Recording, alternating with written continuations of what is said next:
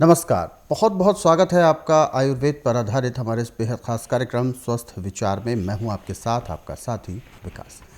दर्शकों, स्वस्थ विचार कार्यक्रम में रोज़ाना हम कुछ नए नए विषयों पर चर्चा करते हैं। रोज़ाना ऐसी जानकारियां आप तक पहुंचाते हैं जो आपके लिए, आपके ज़िंदगी के लिए बहुत ज़रूरी है। कहीं ना कहीं हम जानकारी के अभाव में भी अपने कई रोगों को निमंत्रण दे देते हैं, या यूं कहें कि जब भी हम परेशान होते हैं किसी रोग या किसी शारीरिक कष्ट से, सही समाधान तभी मिल सकता है जब आप सही जगह पर जाएं। इसीलिए इस कार्यक्रम के माध्यम से हम आपको यही संदेश देते हैं कि दिशा और दशा दोनों तभी ठीक हो सकते हैं जब पूरा ज्ञान हो, यानी आधा अधूरा ज्ञान भी जानलेवा होता है। इसीलिए हम आप सभी से इस बात के लिए भी बार बार आग्रह भी करते हैं कि इस कार्यक्रम को जब भी आप देखने बैठें तो कॉपी और पेन लेकर ज़रूर बैठा करें। ये सभी विषय हम इस कार्यक्रम में जो आपके लिए लेकर आते हैं, ये बहुत महत्वपूर्ण विषय होते हैं और इन सभी विषयों में हमारा मार्गदर्शन करते हैं जाने माने आयुर्वेद के ज्ञाता गायत्री सिद्ध पंडित श्री लक्ष्मण दास रतन भारद्वाज जी। चलिए सबसे पहले गुरु जी का स्वागत करते हैं, कार्यक्रम की शुरुआत करेंगे। गुरु जी नमस्कार। नमस्कार। दर्शकों, हम भोजन रोज़ाना करते हैं। भोजन में हमें जो भोजन अच्छा लगता है वो उस बिहाफ पर हमें अच्छा लगता है जिसका स्वाद जितना ज़्यादा हमारे जीभ को भाता है।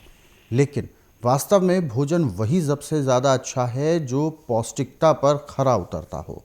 यानी भोजन में जो आमतौर पर एक माना जाता है कि मसाले, लजीज पना उसके अंदर ज़्यादा हो तो वो भोजन ज़्यादा महंगा भी होता है और ज़्यादा अच्छा भी लगता है खाने में। लेकिन वास्तव में यदि आप गहराइयों से देखेंगे या उसकी गणना करेंगे तो वह भोजन हमें कहीं ना कहीं बीमारियों की ओर घेरने लगता है।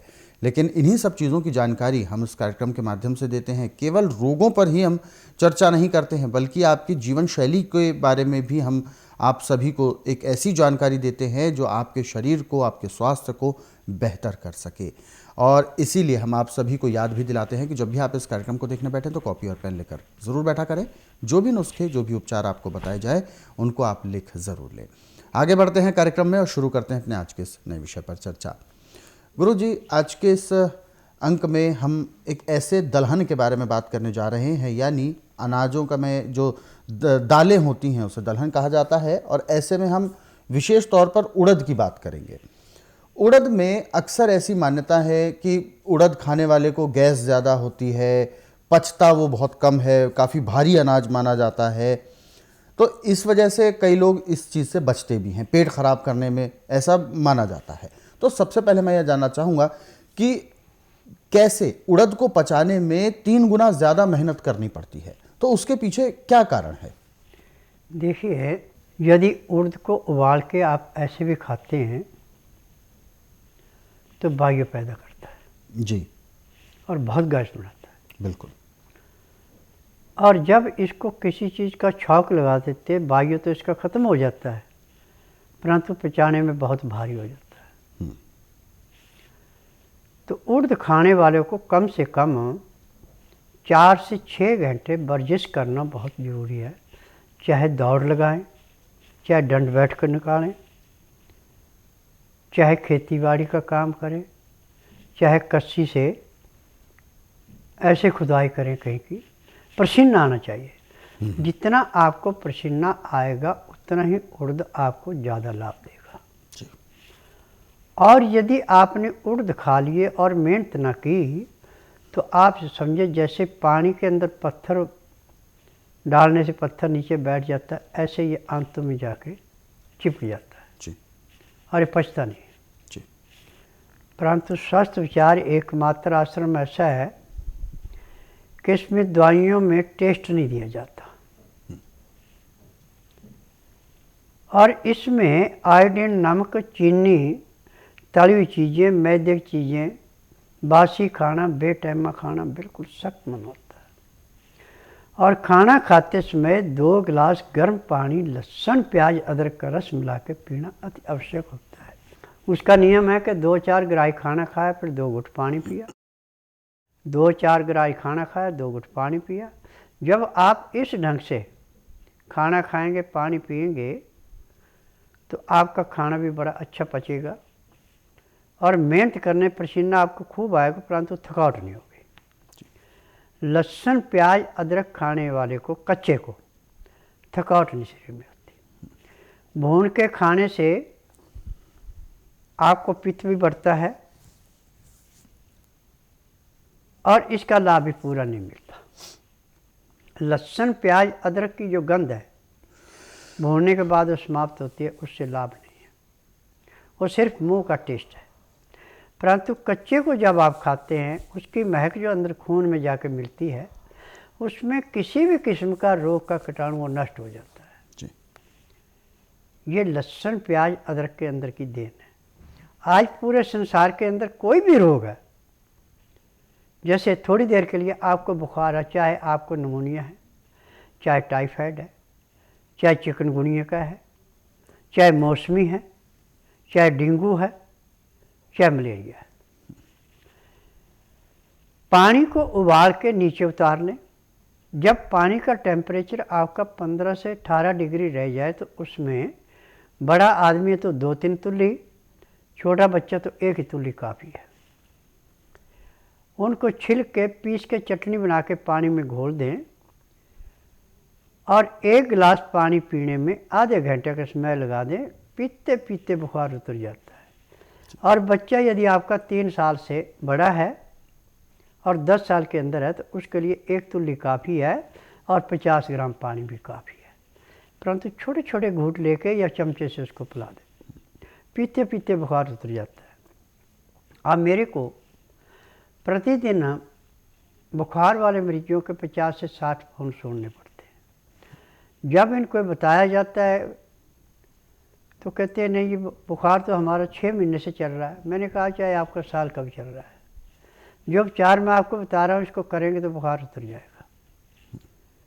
और दूसरे दिन वो फ़ोन आता है कि ये जो हमने एक खुराक ले ली, उसके बाद खुराक तो ले रहे हैं परंतु अब इसके बाद बुखार नहीं आया, हमारा 98.4 जो चाहिए वही है। तो मैं कहता हूँ कि देखिए, रोग काटने के लिए बैठा हूँ, पैसा कमाने के लिए नहीं बैठा हूँ।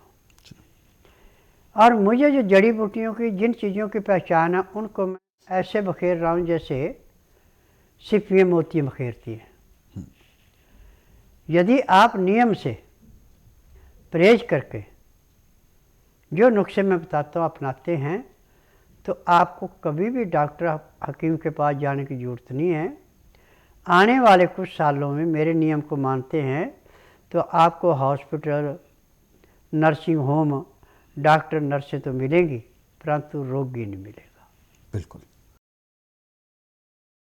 हम लुधियाना पंजाब से आए हैं। ये मेरी वाइफ है, ये बेटा है। मेरे बेटे को दिमागी और शरीर मतलब शारीरिक रूप से कमज़ोर था, मतलब चल फिर नहीं पाता था बिल्कुल भी। मतलब हमने बाबा जी को नौबत दिखाई है, उसके बाद मतलब इसने 6 महीने बाद ही लैट्रीन बतानी शुरू कर दी, मतलब पेशाब, मतलब बोलना भी शुरू कर दिया धीरे धीरे। मतलब काफ़ी फ़र्क है। मतलब जैसे बाबा जी ने बताया था कि परहेज़ करना है, वैसे इसका परहेज़ करवाया। इतना फ़ायदा मिलता है, हम तो वो बोलते हैं कि मतलब जिनके बच्चे शारीरिक और मानसिक रूप से कमज़ोर है वो ज़रूर एक बार यहाँ पे आए, क्योंकि यहाँ पे इतना फ़ायदा मिलता है वो शब्दों में बयान नहीं किया जा सकता। मेरा नाम द्वारका है, मैं शास्त्री नगर दिल्ली भवन से आया हूँ। बाबा जी के पास आने से पहले मेरे पैरों में बहुत जलन हुआ करती थी, पेट में स्वेलिंग थी और मेरी किडनियाँ सिकुड़ गई थी। बाबा जी का मैं प्रोग्राम देखा करता था 4 बजे, तो मुझे लगा कि मुझे बाबा जी को नब्ज़ दिखानी चाहिए।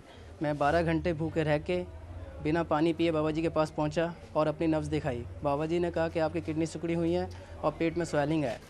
फिर मैंने बाबा जी को नब्ज़ दिखाकर अब दवाइयाँ ली, यहाँ से 15 दिन की दवाइयाँ खाई हैं। उससे मुझे 35 से 40% तक बहुत रिलीफ मिला है।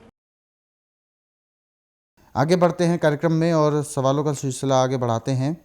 रंजीत जी हैं, इन्होंने अपना सवाल दिल्ली से पूछा है। कहते हैं कि इन्हें 3-4 वर्ष हो चुके हैं, फैटी लीवर की बहुत ज़्यादा समस्या है और फैटी लीवर की वजह से पूरा सिस्टम, इनका डाइजेस्टिव सिस्टम पूरा डैमेज हो चुका है।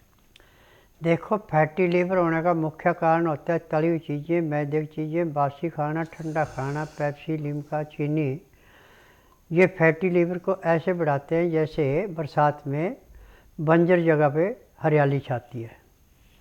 और इसका इलाज आज पूरे संसार के अंदर मेडिकल साइंस के पास नहीं है। मेरे पास ऐसे है जैसे खेत में से गाजर मूली निकालना। आप ऐसा कीजिए, बुधवार छोड़कर गुरुवार से लेकर मंगलवार के बीच में मेरे आश्रम में आइए। जिस दिन आश्रम में आना उस दिन रात्रि 10 बजे तक खा पी के दातन कूड़ा करके बड़ी इलायची मुंह में रख के चूसते रहें। सुबह 9 से 10 के अंदर अपना नामकरण करवाना। 10 से 12 में नाड़ी परीक्षण करूँगा। नाड़ी परीक्षण में पैर के तलुए से सिर के बाल तक की MRI, CT scan, x-ray, ultrasound, ECG, sonography सब कुछ 5 सेकंड में हो जाएगा। उसमें जो भी कमी शरीर के अंदर पाई जाएगी दवाइयाँ दी जाएंगी। दवाइयाँ खाने की हैं, दवाइयाँ पीने की हैं, मालिश करने के तेल है, आँख में, नाक में, कान में डालने की दवाइयाँ हैं। यदि दवाई आप नियम से खाएंगे, परहेज करेंगे तो जिस दिन आएंगे उस दिन तो आपको 10% आराम मिलना। 15 दिन में आपको 50 से 60% आराम मिलना। 1 महीने में आपका फैटी लीवर बिल्कुल नॉर्मल अपनी पोजीशन में आ जाना और आपको कोई तकलीफ नहीं रहनी। परंतु एक बात का ध्यान रखना कि चाय, कॉफ़ी, मीट, अंडा, मछली, ठंडा पानी बेटैमा खाना ये मेरे इलाज में नहीं चलता। पानी हमेशा हल्का गर्म पीना, उसमें लहसुन, प्याज, अदरक का रस मिला के पीना। खाना हमेशा ताज़ा गर्म गर्म खाना खाना। खाना खाते समय भी 2 गिलास पानी पीना, लहसुन, प्याज, अदरक का रस मिला के। उसका नियम है कि 2-4 गराई खाना खाया, 2 घुट पानी पिया, 2-4 गराई खाना खाया, 2 घुट पानी पिया। पानी पीने में, खाना खाने में यदि आप 1 घंटा लगाते हैं तो आपका चाहे पदेशी भी रोग है वो भी 1 महीने में कम से कम 40 से 50% कम हो जाता है। अगला सवाल हम ले रहे हैं रमेश जी हैं, रमेश कुमार जी, और इन्होंने अपना सवाल भेजा है। हालांकि इन्होंने अपना प्रोफेशन लिखा है, गार्ड की नौकरी करते हैं, सिक्योरिटी में हैं। इनका काम है दिन भर खड़े रहना, सुबह से लेकर शाम तक ये खड़े ही रहते हैं। गुरुजी, इन्होंने अपना सवाल जो भेजा है वो एड़ियों से रिलेटेड सवाल भेजा है। एड़ियों की समस्या इनको आती है, एड़ियों में अक्सर इनके दर्द बना रहता है क्योंकि सुबह से शाम तक इनका खड़े होने का काम है। क्या कर सकते हैं ये? देखिए, मैं नाड़ी वैद्य हूँ। रोगी से रोग पूछ के मैं दवाइयाँ नहीं बेचता। आप ऐसा कीजिए, बुधवार छोड़कर गुरुवार से लेकर मंगलवार के बीच में मेरे आश्रम में आइए। जिस दिन आना उस दिन रात्रि 10 बजे तक खा पी के दातन कूड़ा करके बड़ी इलायची मुंह में रख के चूसते रहें। सुबह 9 से 10 के अंदर अपना नामकरण कराएं। 10 से 12 में नाड़ी परीक्षण करूँगा। नाड़ी परीक्षण में पैर के तलुए से सिर के बाल तक की MRI, CT scan, x-ray, ultrasound, ECG, sonography सब कुछ 5 सेकंड में हो जाएगी। फिर उसके बाद आपको दवाइयाँ खाने की हैं, पीने की हैं, मालिश करने के तेल हैं, आँख में, नाक में डालने की दवाइयाँ। यदि इनको आप लेते हैं तो आपका एड़ियों का दर्द जिस दिन आएंगे उस दिन तो आपको 15 से 20% आराम मिलेगा। 15 दिन में आपको 50 से 60% आराम मिल जाएगा। 1 महीने में दोबारा कभी एड़ी में दर्द होगा ही नहीं। आगे बढ़ते हैं कार्यक्रम में और अगला सवाल हम भेज रहे हैं। अपना अगला सवाल हम ले रहे हैं, प्रभा जी हैं, प्रभा देवी, और प्रभा देवी ने अपना सवाल भेजा है मुरादाबाद, उत्तर प्रदेश से। और प्रभा देवी जी अपना सवाल में भेज रही हैं, इनके बच्चा है, एक 12 वर्ष का बच्चा है। चिड़चिड़ेपन की उसको अचानक से पता नहीं क्या जो उसका लक्षण होते हैं उसमें चिड़चिड़ापन व्यवहार में बहुत ज़्यादा आ गया है। इस वजह से वो पढ़ाई भी नहीं कर पा रहा है और खाना भी नहीं खाता है। बड़ा अजीब सा चिड़चिड़ापन है, एकदम से गुस्सा रहता है, 24 घंटे उसका यही रहता है बना। आपने किसी भी एलोपैथिक डॉक्टर से ओवरडोज दवाई को इसको खिला दी है किसी भी बीमारी के लिए, उसका ये साइड इफ़ेक्ट है।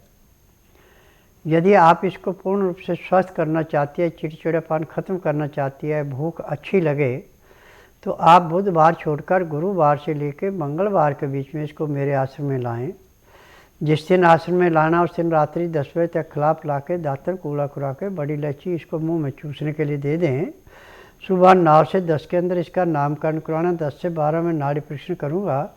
नाड़ी परीक्षण में पैर के तलुए से सिर के बाल तक की MRI, CT scan, x-ray, ultrasound, ECG, sonography सब कुछ 5 सेकंड में हो जाएंगे। उसमें जो भी कमी आपके शरीर के अंदर पाई जाएगी दवाइयाँ दी जाएंगी। दवाइयाँ खाने की हैं, दवाइयाँ पीने की हैं, मालिश करने के तेल हैं, आँख में, नाक में, कान में डालने की दवाई हैं।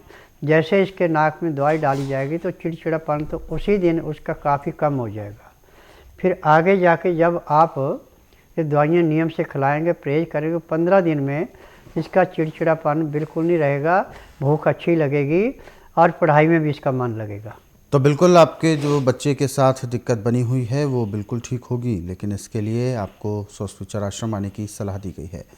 अधिकांश घरों में अक्सर छोटी छोटी दिक्कतें उत्पन्न होती ही रहती हैं, जिसके लिए डॉक्टर्स के पास जाया जाता है और बड़े बड़े उपचार करे जाते हैं, टेस्ट रिपोर्ट्स बनती हैं, पैसा खर्च होता है। लेकिन कुछ घरेलू नुस्खे ऐसे भी होते हैं जिनकी वजह से आप अपना धन और समय दोनों बचा सकते हैं। तो इस कार्यक्रम को ध्यानपूर्वक आप देखते हैं, सुनते हैं, समझते हैं और जो भी उपचार बताए जाते हैं पुस्तकों के माध्यम से आप उन्हें पढ़ सकते हैं। फिलहाल आगे बढ़ते हैं कार्यक्रम में। जो कुछ दर्शक हमारे साथ जुड़ गए हैं लाइन पर, आइए उनसे भी बात करते हैं। हेलो हेलो, हाँ जी नमस्कार। नमस्कार जी, क्या शुभ नाम है आपका? मेरा नाम संतोष सिंह है। संतोष जी, कहाँ से बात कर रहे हैं आप? मैं ड्राइविंग से बात कर रहा हूँ, सऊदी के पास एक रोड पे ड्राइविंग। जी जी जी जी, अपना सवाल पूछें, गुरुजी सुन रहे हैं आपको। बताइए क्या सवाल है आपका? जी, मेरा सवाल सर ये है कि मेरा बेटा है 25 साल का, उसको मिट्टी के दौरे पड़े 2018 से। जी तो उसको पहले साल में एक बार जुड़ा पड़ता था, अगली बातें 2016 जनवरी में। जी जी जी, देखो, पूरे संसार के अंदर एलोपैथिक में कोई दवाई नहीं है, मिर्गी के या किसी भी रोग की दवाई नहीं है। उनका बिजनेस है, जब तक अंग सुन्न रहेगा आपको पता नहीं लगेगा कि रोग है। जैसे दवाई का असर ख़त्म होता है, अंग की सुनगी खत्म होती है, तकलीफ बढ़ जाती है। परंतु स्वस्थ विचार एकमात्र आश्रम ऐसा है कि यहाँ पे ना तो रोगी मुंह से बोलता कि मुझे तकलीफ़ है, ना कागज पत्तर लाना पड़ता है, ना किसी मशीन से टेस्ट करते हैं। यहाँ का नियम है कि जिस दिन आना उस दिन बुधवार नहीं होना चाहिए, गुरुवार से लेकर मंगलवार के बीच में आना। जिस दिन आना उस दिन रात्रि 10 बजे तक खा पी के दातन कूड़ा करके बड़ी इलायची मुंह में रख के चूसते रहें। सुबह 9 से 10 के अंदर उसका नामकरण करवाना। 10 से 12 मैं नाड़ी परीक्षण करूँगा। नाड़ी परीक्षण में पैर के तलुए से सिर के बाल तक की MRI, CT scan, x-ray, ultrasound, ECG, sonography सब कुछ 5 सेकंड में हो जाएंगे। उसमें जो भी कमी शरीर के अंदर पाई जाएगी दवाइयाँ दी जाएंगी। दवाइयाँ खाने की हैं, दवाइयाँ पीने की हैं, मालिश करने के तेल हैं, आँख में, नाक में, कान में डालने की दवाइयाँ हैं। यदि दवाइयाँ नियम से लेते हैं, परहेज करते हैं, तो जिस दिन आश्रम में आएंगे उस दिन के बाद दिन प्रतिदिन इसके दौरे कम होते जाएंगे। 1.5-2 महीने में इसके दौरे हमेशा के लिए समाप्त हो जाएंगे। बिल्कुल दौरे से संबंधित समस्याएं ख़त्म होंगी, लेकिन इसके लिए आपको स्वस्थ विचार आश्रम ही लेकर आना होगा बच्चे को, तभी इसका उपचार जड़ से किया जाएगा। और जैसा कि आपने बताया भी है कि बहुत पहले भी इसको पढ़ते थे, फिर दवाइयाँ ली आपने कहीं और से, तो सामान्य हुआ बच्चा, लेकिन जब दवाइयाँ बंद हो जाती हैं उसके बाद फिर दौरे शुरू हो गए। तो ये दिक्कत यानी जड़ से समाप्त नहीं हुई है। जब आप स्वस्थ विचार आश्रम आते हैं, यहाँ से उपचार लेते हैं, औषधियों का उपचार लेते हैं, तो उससे रोग जड़ से समाप्त होता है और फिर भविष्य में कभी भी उस तरीके का रोग नहीं हो सकता। बस आपको जीवन में अपने कुछ नियम और जो परहेज़ बताए जाते हैं उनका पालन करना है। बस इतना ही आपको करना है ताकि आप अपने आप को रोगों से बचाए रख सकें। अधिक जानकारी के लिए आप हेल्पलाइन नंबर पर कॉल कर सकते हैं। आगे बढ़ते हैं कार्यक्रम में। जो दर्शकों ने हमें संदेश भेजे हुए हैं हम उन पर भी चर्चा कर लेते हैं। और पहला व्हाट्सएप मैसेज हम ले रहे हैं।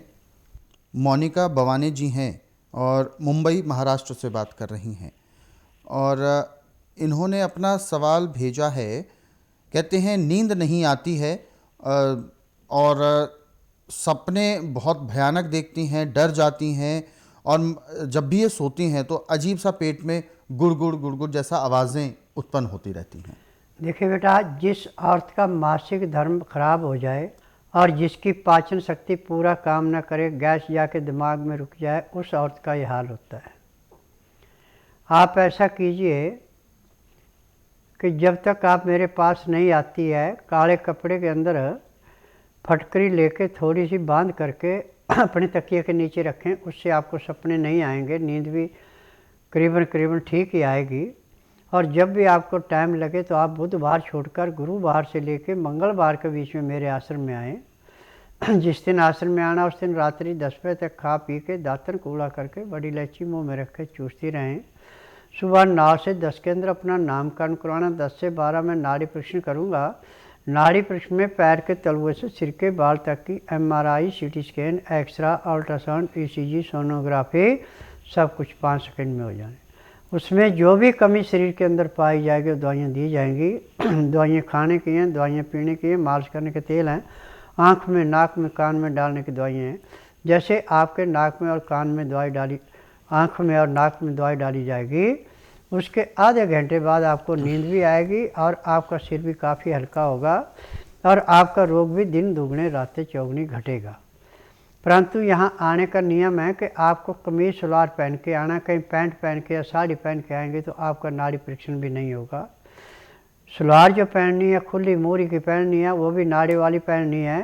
कहीं नाड़े की जगह प्लास्टिक डाल रखा तो भी आपका नाड़ी परीक्षण नहीं होगा। दर्शकों, ऐसे ही तमाम नुस्खे और उपचारों के लिए आप स्वस्थ विचार पुस्तकें अपने घर पर मंगवा सकते हैं। इसके लिए आपको हेल्पलाइन नंबर पर कॉल करना होगा सुबह 10 बजे से शाम 5 बजे के बीच में। फिलहाल कार्यक्रम में वक्त इशारा कर रहा है विराम देने का। गुरुजी, आपने अपना कीमती मार्गदर्शन दिया, आपका बहुत बहुत धन्यवाद। नमस्कार। दर्शकों, आज के इस विशेष कार्यक्रम में बस इतना ही। आप सभी लोग स्वस्थ रहें, निरोगी रहें, इन्हीं शुभकामनाओं के साथ हम आपसे लेंगे इजाज़त। अगले अंक में आपसे फिर होगी मुलाकात एक नए विषय के साथ। तब तक के लिए मुझे दीजिए आज्ञा। नमस्कार।